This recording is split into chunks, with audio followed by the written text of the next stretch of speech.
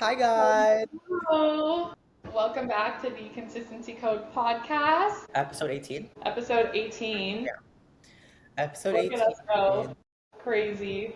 Starting a Guys, podcast was something that I wanted to do for so long, and I was just like always so nervous. Like, and, am I able to talk like that for an hour? Like, do people really care about what I have to say?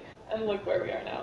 and now look at this. All we do is 24. Literally. Even I think the podcast really unleashed like our yapping issues because I don't think me and Bella have gone 3 hours without speaking. I'm gonna be honest No, with no, never. And you. still to this day, before every single episode, we're yapping for like Yeah. minimum 30 minutes. I'll have a random thought and I'll just be like, oh, maybe she'll want to hear about this.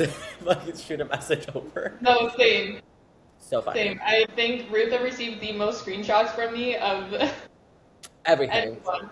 Yeah, Like, you just have to find somebody who's as locked in as you when it comes to just texting. You have to just, you know, but literally.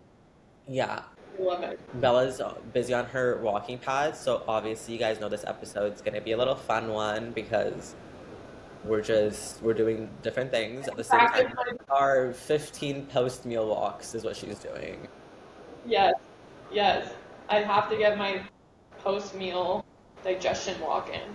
It actually helps so much. Makes you feel relaxed. Yeah, I'm gonna go for some steps after this because I can't walk and talk. Also, like I breathe really heavy if I'm walking and talking. It's really weird. Yeah, I'm going snail pace right now, so it's fine. Oh, fair enough. But yeah, today we have a fun, light topic for you guys, and this is gonna be really, really good because this is our insight as to when it comes to specifically bodybuilding, who should and shouldn't do it, and not in the sense of like there's a criteria of like, like if you're this, like you shouldn't.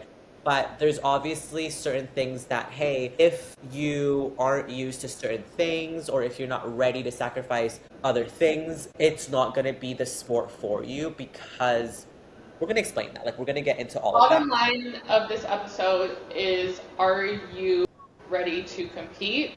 Yeah. More like, should you be competing? Should you be bodybuilding? Because a lot of people will jump into it for the wrong reasons and more so for the external validation factor than anything else. And that's where we tend to see competitors just dig themselves a hole mentally as well as physically. And that puts a bad rep on the sport. And it shouldn't be like that. It doesn't have to be like that. So yeah, I know I get asked all the time, like, I want to compete, but I don't know if I'm like really ready to take that leap. I don't know if I can afford it, all of that stuff. So we're going to break that down.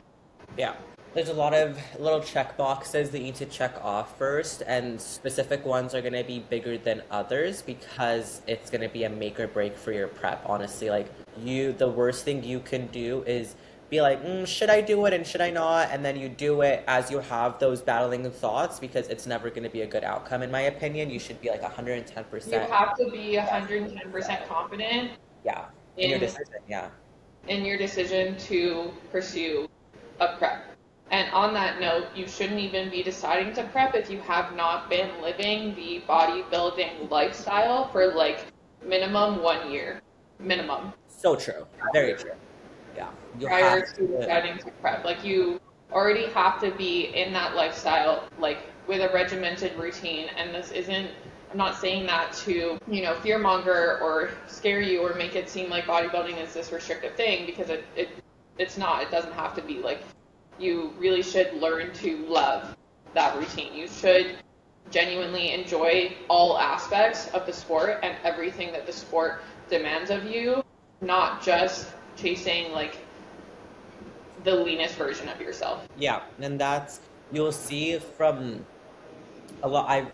I know you've seen those Instagram posts where it's like, bodybuilding ruined my life because of this, and it always comes down to this. Like, should you be a competitive bodybuilder? Because anybody can live the bodybuilding lifestyle if we're going to be technical here. Yeah. But when it comes to competitive, I think it takes a certain type of somebody. And yeah, so we don't have a specific list, but obviously it's as people who do compete, we do have mental notes of like certain things that, hey, we still do check off. Like, before we enter a prep, we do still go back to that list and we're like, hey, do we have all these things in check so that we can go into a prep? So we still use them when thinking about a season as well, because if we're not in the space for a season, we're not going to do it, obviously. So the first one I want to talk about is what Bella mentioned. Are you living the bodybuilding lifestyle to begin with? I think that's a really big one before anything else comes, because, for example, me, before I got a coach and decided that I want to do a show, I was already previously working out 5 times a week. I had a split, even though it was not a 110% perfect split, because I didn't have a coach, I didn't have the amount of guidance I do now. It was still a very specific routine, right? I wouldn't miss a day unless it was a rest day. I understood what I was supposed to eat. Was I doing that to 100%? Absolutely not. But I knew the concepts and I was living it day in and out. And that's when I went and got a coach and then inquired about competing, because I knew that, hey, if I decide to compete, the routine would not be a big issue for me, because I'm somebody that thrives off of routine. I think Bella can agree. I do love spontaneous things, but day in and out, I like to know what I'm doing from wake up to bedtime. Yes.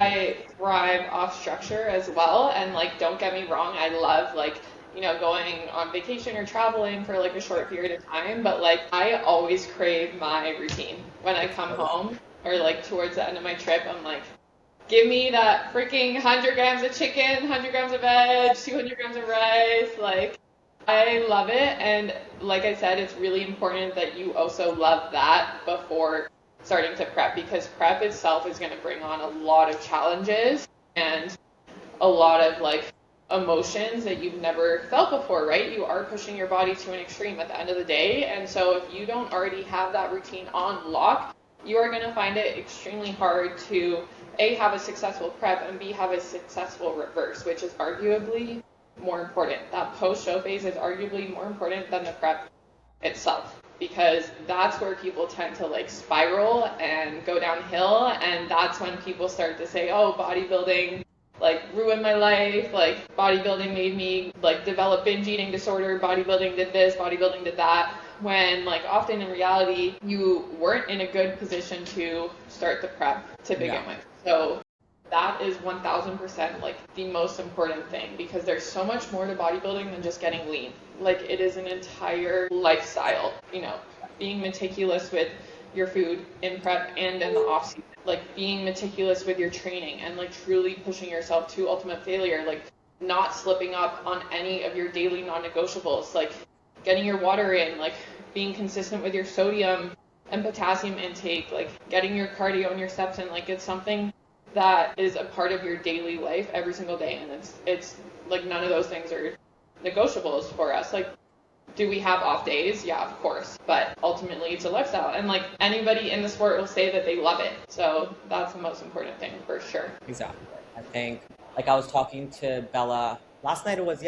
I told her I am so tired and I didn't go to the gym yet. I got to the gym at 8:30 p.m. and never trained that late. But guys, round of applause for Rutha, because she went to the gym at 8:30 p.m. on a Thursday night. Like, I was not okay. But any non-bodybuilder would have been like, nah, like, fuck it, like, I'm not going to the gym, whatever, not a big deal. But it's those days where you push yourself and still show up, even when you don't feel like it, even when your schedule's off, even when the timing isn't perfect, and you still get it done. That's what really matters, and that's what propels you forward in sport. Not to mention, Rutha would have heard it from both of her coaches. I would have gotten it. Like, I would have taken it as a rest day, but the day before was my rest day, so it was like, hey girl, like, it was my fault. Like, it's the calling yourself out, like, you didn't go earlier, so you get to actually reap what you sowed. So go to the gym, right? So yeah, like, things like that, like, you just have to be okay with putting certain things as priority. And obviously it's, hey, like, if you're traveling, if you're doing certain things and you just cannot make it to the gym, that's totally fine. But where you see that, like, hey, I'm just choosing not to, differentiating those two things where a lot of people will have a hard time with when it comes to routine. And that's why, like, we are so focused on that. Big difference between just choosing not to go and like literally just like not being able to go, or like being on vacation. Like, next week I'm going to Europe, and am I gonna go out of my way to find a gym? Probably not, because honestly, it's going to be good for my body to take a little deload week and take a week off the gym and just be present on my trip. And I don't want to stress about finding a gym. If I happen to drive by one and the timing works out, sure, maybe I'll get a lift in, but like I'm not going to be going out of my way to get those workouts in, and that's totally fine for like 8 days. Yeah, it's using your discernment when it comes to things like that, because when Bella's in her home or she's even traveling within Canada, even if it be the States, like she is 100% there and she knows what she needs to do. But also when you go to like somewhere like Europe, like it just might not be, like the schedule just might not fit, and it's probably going to be worse for you trying to make it fit and stress yourself out. So there's that. And then another thing that's very important for people to think about, and I'll let Bella visit on this first, is you have to be okay. And I'm going to be very careful with my wording here because I don't want to come off as that you have to be okay with, you have to suffer. That's not what I'm saying. But you have to be okay with being tired, being hungry, and being emotional. Those three things are very important, because when, especially emotional, because you have to be able to handle yourself a specific way when food is low, when cardio is high, when you can't sleep. Because when people hear hunger and tiredness, they're like, oh, like hunger and tiredness. No. I'm talking about you will be struggling to function some days. Some days will be better than the rest, but you will have days where genuinely you just feel like all you can do that day is sit on the couch, but you can't. Genuinely, there will be days in prep, and this is normal, by the way. This isn't like an extreme prep setting. This is normal to have days where you cannot move from the couch after you've done your workout and your cardio and gotten your steps in. Like genuinely, you will feel like crawling. Your legs just feel like bricks. They feel so heavy. And that's just the result of being in an extreme calorie deficit, which is what's required in order to achieve conditioning, at least for the bikini standard. Yeah, bikinis getting super, super lean. That's a topic for another time. But yeah. You can't expect the usual type of hungry and like tired feelings. Like you need to understand the extreme of certain physical feelings that you will have, because you will wake up some days. Like I used to have days when I was in peak depletion where I would wake up and I kid you not, I have a video of me sitting on my bed and I look at the camera and I'm like, oh no. I'm like, oh, I can't. I literally can't, but I have to do fasted cardio. And the thing is though, like I genuinely could not get in my car and drive to the gym or I would start crying. So I sat on my bed for 2 hours just scrolling until I was like, I can actually get the courage to go now. But then I was extra hungry because I pushed my fasted cardio so much. Yeah. But I had to, like, something had to give where I had to be able to still do what I do. Because if it was a different situation, I could be like, no, I'm actually not going to do this today because I'm too hungry, I'm too tired. I'm just going to eat and say F this and go to bed. But you can't do that. Girl, I was doing cardio in my apartment gym. Like, I luckily didn't have to drive anywhere to do fasted cardio. I was still shedding a tear. Like, there is nothing worse than when you send your check-in in the morning and you get a response that's like, increase cardio 10 minutes. And even though it's only 10 minutes or even 5 minutes, broke me. Like from 30 to 35 minutes, I had a full-on meltdown. And it just comes down to emotional processing. Your hormones are all out of whack, so you're not able to process your emotions like properly. And it sounds really unhealthy to say, but like it's the reality of being stage lean, and that's why we don't stay stage lean year round, because it's honestly not healthy. It's for a very temporary period of time, for a certain goal, for a certain day, and that's it. But another mindset shift that I think is really, really important in anything, honestly, but bodybuilding specifically in this context, is switching from I have to I get to. Nobody is forcing you to do this prep. So telling yourself that I have to go do my fasted cardio, I have to go get more steps in. Yeah, that's going to make it sound very derogatory in your head. You're not going to want to do it if you keep telling yourself that you have to, and that you make it seem like, don't mind my walking pad beeping, you make it seem like it's this thing that you have to do that you don't want to do. But if you say, I get to push myself to this extreme, I get to push myself to this limit, I get to push myself outside of my comfort zone and do something I've never done before, or bring like an even better package than I did last time. Like, telling yourself that you get to just it does make it a bit easier because it's just a reminder that you are choosing to do this. Nobody is forcing you. Yeah, that's a really good way to put it. And that's what a lot of people have been shifting to as of late, because making it feel like a chore is doing you a big disservice. And also another really good shift that I learned during my prep, which I wish I knew prior, that, you know, like a lot of people were kind of engraving in me, was okay, like the days where, and I, when we talk about this, guys, by the way, like even if you have this best smooth prep, like high food, like whatever, regardless of that, your level of conditioning is what makes you feel like shit at the end of the day, like not how your prep goes, right? Like women And are not that's why supposed they say the worse you feel, the better you look. Exactly. Like at a certain point, that's what it's gonna get to, and it's like you could be eating 3,000 calories, and if you're 9% body fat, you're not gonna be feeling good because your body's not gonna want to be at that point. I Right? can attest to that because I honestly was eating like quite a bit for most of my prep.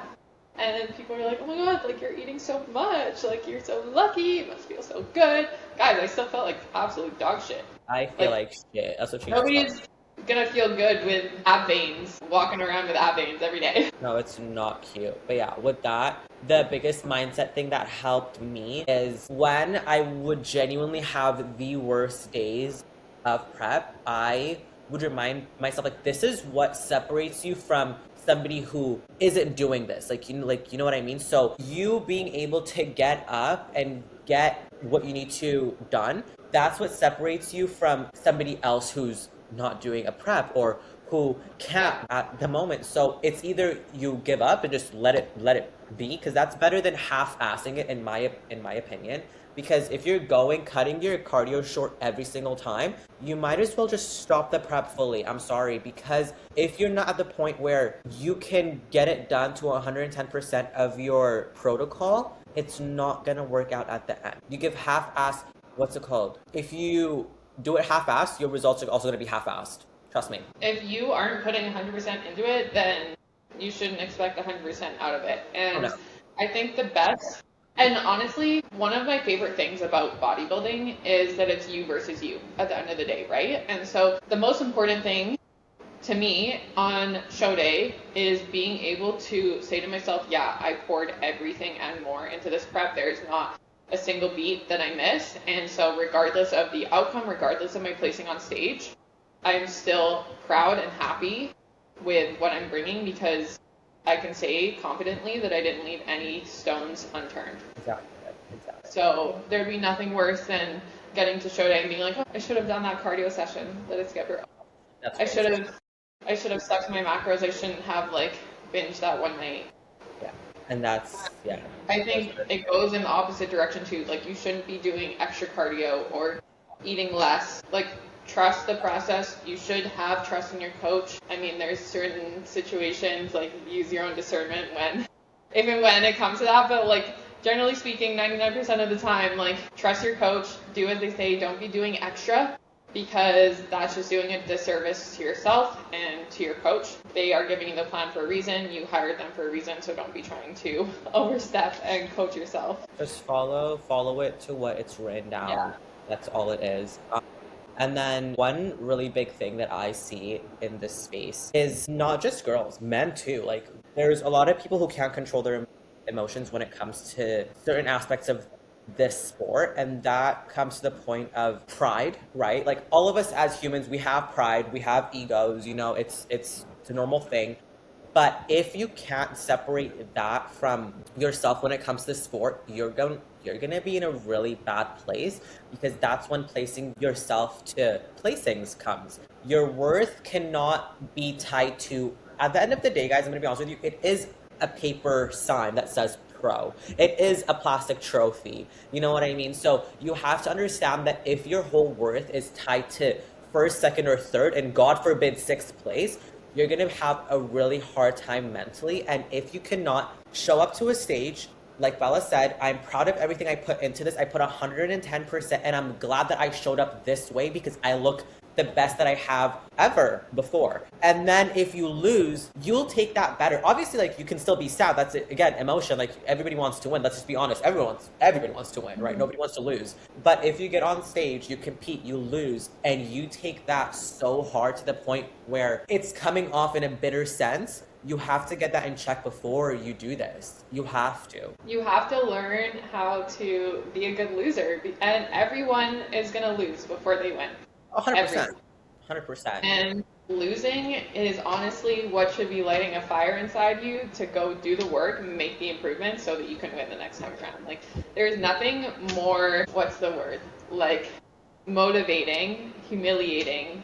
I don't know if humiliating is the right word, but when you show up and you don't place where you want to or where you were hoping for, and then walking away and using that as freaking fire and fuel to go improve. Like, last year, I got smoked on the national stage. Smoked. And after that, I wasn't a sore loser. I wasn't like, fuck that, fuck the judging. I was like, okay, I know where I need to improve. Like, let's get back to it, you know? Like, I am never gonna step on stage looking like that again in my life. And that's the thing. And that's all we've been talking about is, like, we're so excited to bring a better package next time. And I think that's what it's all about, because that's where the you versus you comes in, because you just need, your job every time is just to show up a better version of who you were previously. And that's literally what the whole sport is. So, and that's a really good thing that you brought up, because we'll see a lot of, like, the judging was fucked up, the judging was bad, and that's why I lost, or, like, you know, like, I did it. My Stop favorite blaming line. others for your loss. Take it on the head, take it on the chin. The number one quote that I know, okay, this is not what we expected. What do you mean this is not what we expected? Like, when it comes to, like, outcomes, what do you mean this is not what we expected? The one thing that you should not have, especially in amateur bodybuilding, is expectation. I'm sorry. You always go to a show with no expectations. You don't know who is going to show up that day. No, if some freak can show up where it's like, oh my gosh, like, what are they feeding you? Like, you know what I mean? Or the opposite, God forbid, it's you and two others in your class, and two people in the other class, and then you win by default, or you place third and qualify by default, and then you go on your social media and you flex your third place when you came 3 out of 3 people. You have to be humble to a certain extent when it comes to being public about it, because that's the word I was looking for. It's humbling when you show up and you don't place where you're not humble. Because if you're not humble, they will humble you.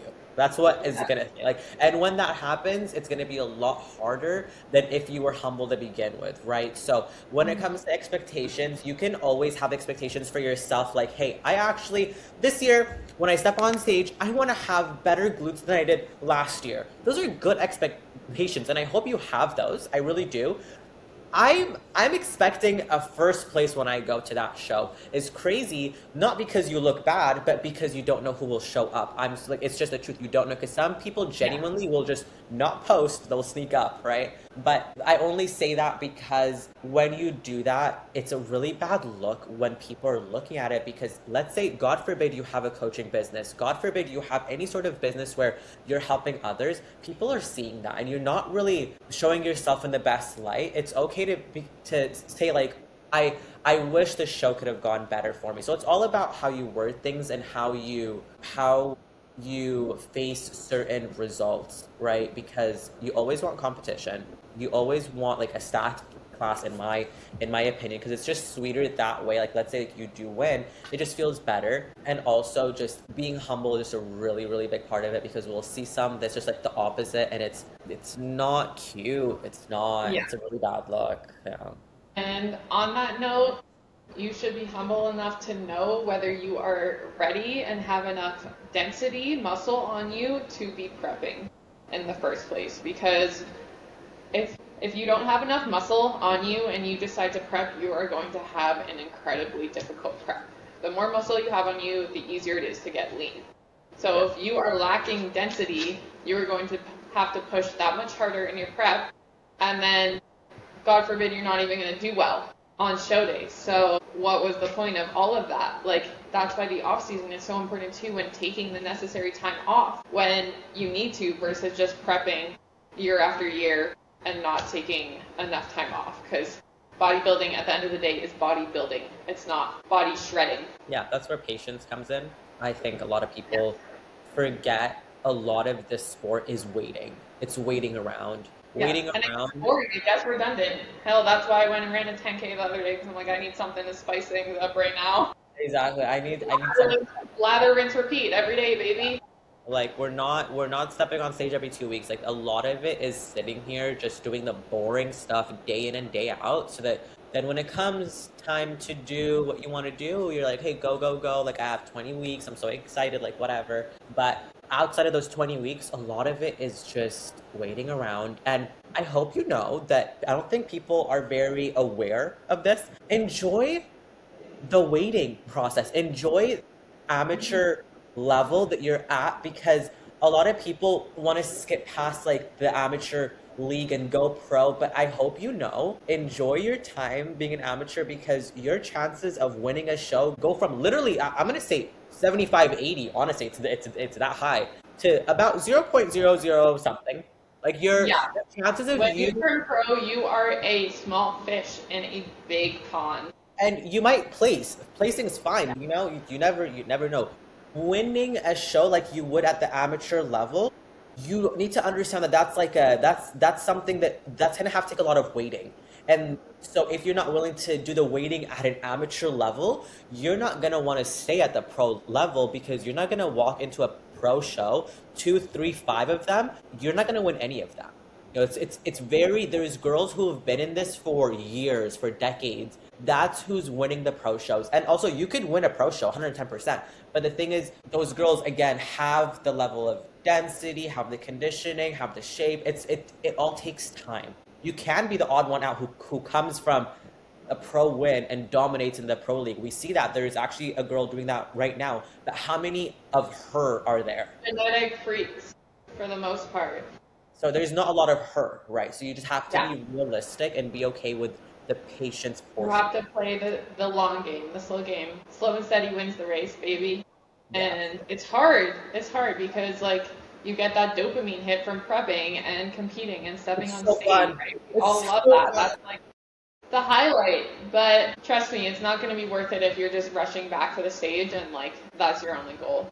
Yeah, that's why me and Bella are here marinating in the off season right now, like little chickens, but I can't wait until the day comes. I hope you guys know, I can't wait for our podcast eps when we're in prep. Me too. I'm so excited, because when we do our podcast during our prep, we get to give you guys like a more like live insight as to like what's happening, and we'll come on And here. everybody lives for the prep updates. I swear. And I love like, it. So your macros, your cardio, like show me your check-in pictures. I'm so excited to talk about all that, especially like when we're in peak week. We have to do a peak week special, because me and Bella already made a decision. Like we're not even gonna change it, and if we do, I will leave this podcast. I kid you not. We're doing one show together next season, so we'll be in peak week together. We have to just for the plot. We'll do a live peak. We'll do a peak week vlog. Honestly, we're that serious. But anyways, back to what we were saying. Yeah, the waiting game and all that.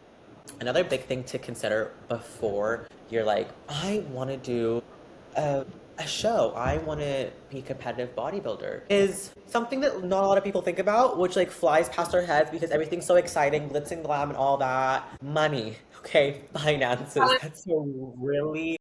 Guys, bodybuilding does not pay the bills. In fact, it does the opposite.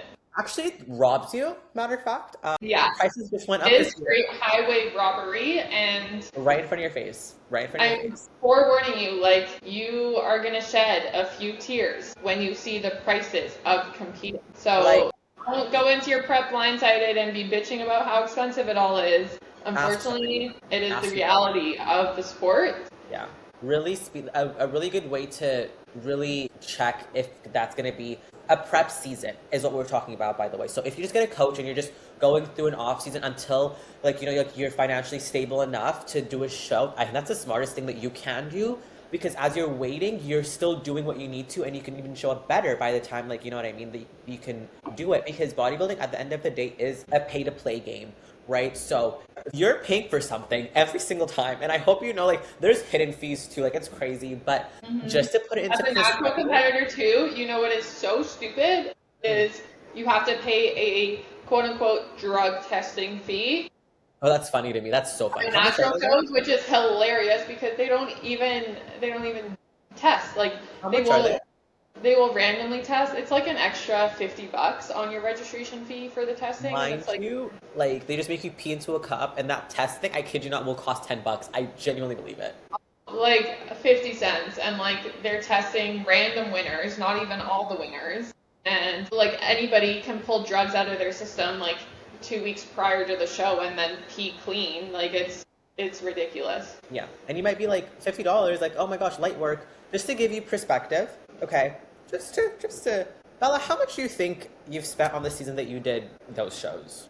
You Rough mean estimate. like show season last year?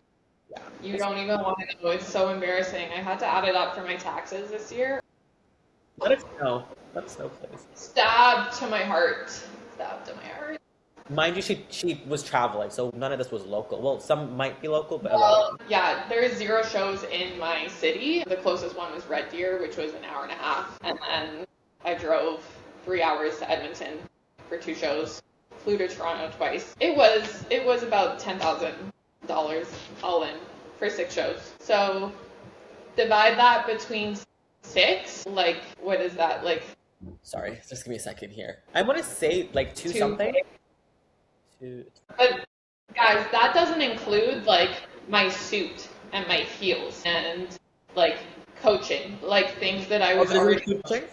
No, I don't think so because I Yeah, wasn't ready see, with my coaching. this So is this was what I mean. Yeah. just show fees in and of itself. So travel, entry, registration fees, makeup, tan, accommodation, That's up. all of that. It adds up. Yeah, I spent the same, like if not a tad bit more, and I didn't do 6 shows. And it's just but I counted my coaching. I don't know Okay. what you were doing there, but I counted my coaching, and that's not considering I switched coaches midway too. Okay, that I don't want to even talk about that part because that would put us a lot over, right? But Yeah. you But have the to. suit in and of itself, like if you're buying a new suit, and a nice one, that's gonna be like $800 minimum. Yeah. You can find really like there's only one bikini site that I genuinely believe matches like a Toxic Angels bikini, and that's still $100 less. I don't know what like there's nothing. Yeah, You're not really saving yeah. that. And like keep in No. mind if you find something cheaper, it's probably cheaper for a reason. Yeah, And so that's the oftentimes you're thing. gonna get that suit and then you're gonna have to upgrade to a better one. And then you're not gonna be able to sell that $500-$600 one that you bought originally. Because And then you're bodybuilding is just a niche. So at a loss. Yeah. there's You know almost what anything out there. really hurt my soul was my heel strap breaking one day out from Toronto Bro. Did you have a second one? What did you do? I taped it. I cut mine Taped fully. it.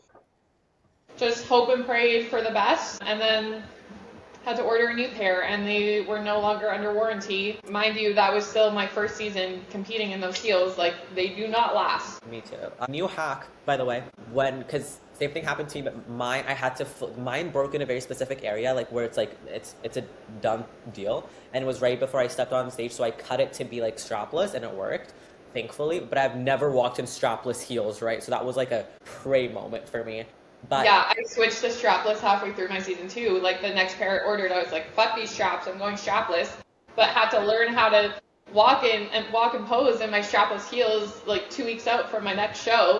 exactly. So it's very tricky, Yeah. but it's better than taking that chance. And also, people have been, because the shoe fairy love them, love their shoes. They're amazing. But the strap has been an issue for so many people. And I'm going Yeah, to be honest with you, it's a like, continuous it's issue. it's bodybuilding core at this point. It's like if you're like, Like, it's how like you embarrassing for are us. through bikini girl until your heel strap breaks. Like, that's how frequently it happens. And these Yeah. heels are not cheap. Like, they kind of look cheap, but like they're They're what, not. $300 after the conversion? Like, because we're Exactly. paying US. So it's So like bodybuilding tax is a thing. Like we've talked about like girl tax on certain things. There's bodybuilding tax when it comes to bodybuilders, and so people have been going to actual stripper sites and buying the shoes off there because the shoes that we wear are pleasers. Like in case you guys didn't know, we wear stripper heels. Okay, so yeah, you can find literally the same ones on stripper sites, and I saw a pair that my friend got, and I'm gonna be honest with you, girl, sturdy as hell, and they look good, and they were fully bedazzled, and I said, this might be the new move here. So yeah, so there's things like that where there's hidden fees even like when it comes to show day. Like, oh my gosh, you get to show day, you have a tan on and you're at a hotel room. You need black bed sheets, you need a black pillowcase just in case, because if you do destroy their sheets, you're gonna get charged regardless. So there's just very specific things that go into it that you have to be ready for. And then so if you're financially stressed during bodybuilding,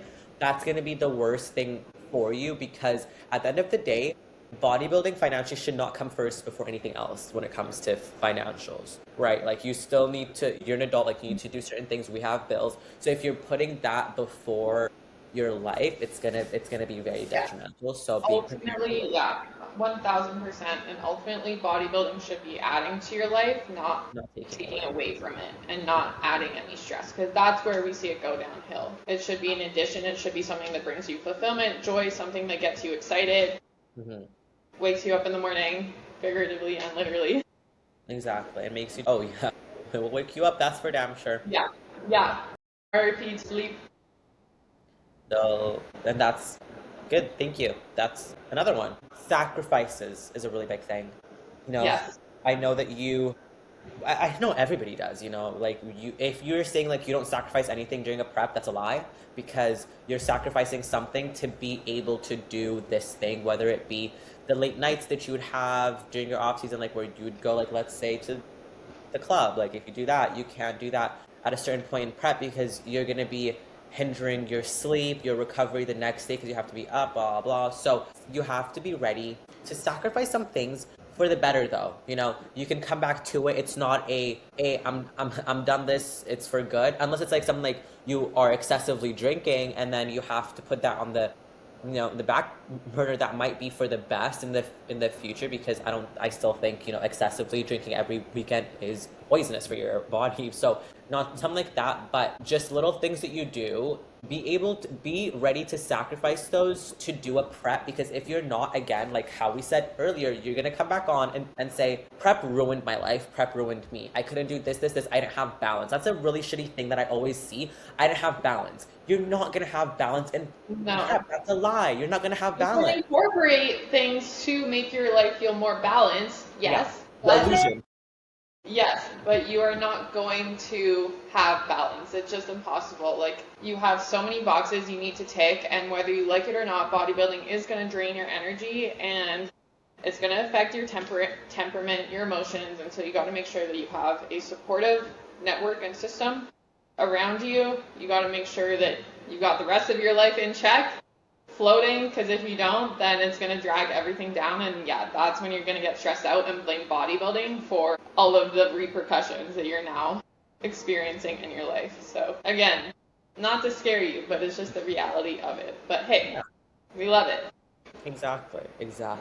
But it's just so funny. Like, to this day, I still see that, and I'm like, are you guys not listening to the people that are telling you like there's no balance, and that's where like that this is disordered, like whatever. And you know what? Like, we need to stop fighting the disordered comments when it comes to prep, because like it is what it is. But at a certain point, if you think not being able to have a bowl of ice cream every night makes for 20 weeks is disordered, then it's disordered. Like, then it's fine. Like, it is what it is. But it's not for you at that point. Exactly, and that might. If you're just on a lifestyle weight loss cut, like if you feel like cutting out your ice cream for 20 weeks is like what you should do is what you can do is, hey, I still want to have the vibes of me having ice cream. Oh my gosh, there's something called a Ninja Creamy. If I can afford it, revolutionary. I'm besties with mine every single night. We're glued. Like, that's the thing of creating a feeling of balance, because you can always do that. Like, you can, because during my prep, I fought to keep a lot of the activities and day-to-day things that I did in my off season that wouldn't affect my prep. But when I got to like 5-6 weeks out, I couldn't do those. I was taking certain like workout classes and this and this. I couldn't do that after a certain point for recovery reasons and so on. So it's like, I did try my best to incorporate things to make it feel like I have balance. But at the end of the day, like, I knew, like, no, there's no balance. I'm just giving myself the illusion that there is some. Mm-hmm. You can do what you can to like find substitutions and like still bring, fill your cup, but you also have to accept that, yeah, you're gonna have to make sacrifices. But honestly, I would way rather eat my Ninja Creamy every single night than have like a bowl of ice cream, like actual ice cream. Because Exactly. my Ninja Creamy, it makes me feel good, it digests well, getting my protein in, it's yummy, you can, do so many fun things with it. When I hear free meal, like, girl, I'm going for that ice cream tub. I'm not gonna lie. Like, Same, yeah. On occasion, yeah, but. Oh yeah, on occasion, Every I'm single diving night, for I'd rather eat my Ninja Creamy. Biscoff ice cream. No, actually, guess what I tried? Guess what I tried? This is for you. Haagen-Dazs during my free meal. By the way, yeah, didn't put it down, so I'm never doing that again. I warned you. I've been there. I don't know why I thought you were joking, but No. I tried their Biscoff one. Holy. Yeah, I warned you. That goes down like juice, honestly. I couldn't even look at the nutrition facts. No, I just you can't. I was like, I'm not looking at it. It doesn't count at that point. No, like it was dude. All I had to see was I got a peek at like the fats, and I didn't look at anything else because I was like, oh, if this is the fat content, Once I'm you so see cooked. like I'm so cooked. 5 as the first number for the calories, like no, we're done. We're done here. That's Ben and Jerry's. One thing is, I know Haagen-Dazs not far off of Ben and Jerry's, but I'll never touch Ben and Jerry's. It makes me feel like shit. Because It's so good. Process. It's Process so that. good. But Yeah. it's just like, it's so dense. But this Biscoff ice cream, Yeah. Bella, the fats were a 2 number per serving, so I couldn't look at the rest. Yeah, that gives me a mini heart attack. But you know what, guys? Like every once in a while, life is too short. You gotta enjoy yourself like that. But that's also not like eating Haagen-Dazs another every day. reason to take a long off season is like to be able to enjoy things like that. Because being a robot 24/7 is just, it's not sustainable. Yeah. But on that note, hopefully this gave you a little more insight and clarity on Yeah. whether you should prep, if you're ready to prep, bodybuilding as a whole. This might be Because hard. it does get a lot of negative talk, but truly, like, it's something that's so rewarding and can really turn your life around. It changed my life for the better. It brought me out of such a deep, dark place. So Yeah. I'm forever grateful for bodybuilding. And for whoever, because there are people who will still be like, I wouldn't waste my time doing that. That's a really big thing that people say. And all you have to do is like think to yourself, like, it's okay that you can't do hard things then. You don't have to put the sport in the conversation. You know? Exactly. That's okay. It's not for you. It's Don't okay. do but- it. You don't need to talk me for doing it. Yeah, I kind of side eye a little bit, and I'm just like, You know, somebody told, just a side note, guys, do you know, I told you this, right? Somebody told me, like, who knows, like, you might grow out of it. Well, this is just a phase, right? That was just a phase, Bella. Yeah, next week I'm gonna be out of this. So are Yeah. you, so we're good. Yeah, like, next year, guys, you will Well, not this see wasn't me. just one show, like you're doing it again. Like, this is a long-term thing?